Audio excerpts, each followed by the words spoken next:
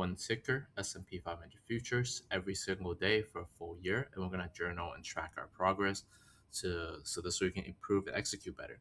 So today is day 82, and actually I haven't been doing these journals for about a week. I've been traveling, time zones a little bit different, and been a little bit busy here and there, so I haven't been able to find the time to journal.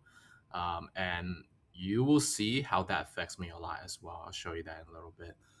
But before we get further into that, let's go over market analysis to see where we think the market is and why the market is doing what it does. So I think we've been getting a really good movement the last few days. We started going downtrend on Friday here. If you guys saw some of the other videos, I talked about how we've been bouncing off this trend line here. And this trend line is a little different now because the contract adjustment on ES. But it should be pretty good on SPY actually, if you look at that there. So I've been saying that the reason we've been bouncing a lot is because of this trend line. We've been playing off this really well. And then the movement has been super tight, super small, which is good in a sense, but also bad for some people that are looking for volatile moves. And then eventually on Friday, we broke under the trend line here. And I said that the more time we were going to test this trend line, we were more likely to break under it, right? And that happened. We broke under it. And now this trend line is part of resistance. And yesterday was a perfect test of that resistance right here. So if you guys drew the same trend line on your chart and you shorted this resistance using the moving average as well, beautiful play, broke down under the MOB here. We completely lost it. I think over here we'll probably use the 1 hour MOB here as a resistance, or 48-minute MOB as resistance potentially. Could even come back here as resistance too. Those are some probabilities coming up in the next few days. But I think it'll get really interesting soon. We might get into a bear market as well because of what Japan says. They said they're looking to rate hike, which could potentially cause the yen carry trade to unload, and that is also another scary and dangerous situation. So watch out for these moving averages, this trend line, these MOBs.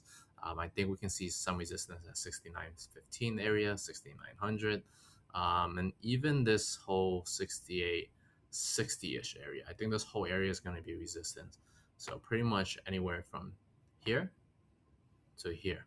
This whole zone, this whole zone from, I'm sorry, totally drew that wrong because I'm not even using a mouse. But this whole zone from here to here is going to be a resistance zone. Some levels we're looking at is also based on that 69.25. If we can climb over 69.25, we're super bullish. If we can't climb under it, we will remain bearish, which means short the rip. Every rip up is a short, so every move up here is a short. We'll probably build a trend line as well on that side. Now we'll probably build a trend line where it will start going down like this, like it will just be like this downtrend where test, and then go down. So try to draw that trend line if you guys have. I'll show you the lessons from not doing the journal, right? So I said not doing the journal affect me a lot more because, as you can see, Wednesday, Thursday, and Friday I had losing days, and I haven't been doing the trade journal, haven't been learning, and haven't been like improving myself there. And you can see the hit there. However, my Top Step account doing pretty good, pulling 1800 for the month.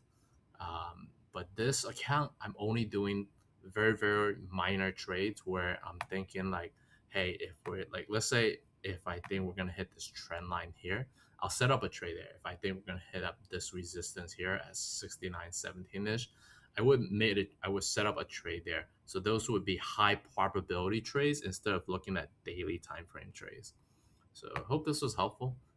Give you guys a good understanding of the market, how I think the market is moving, and where I see the resistance and analysis of the market.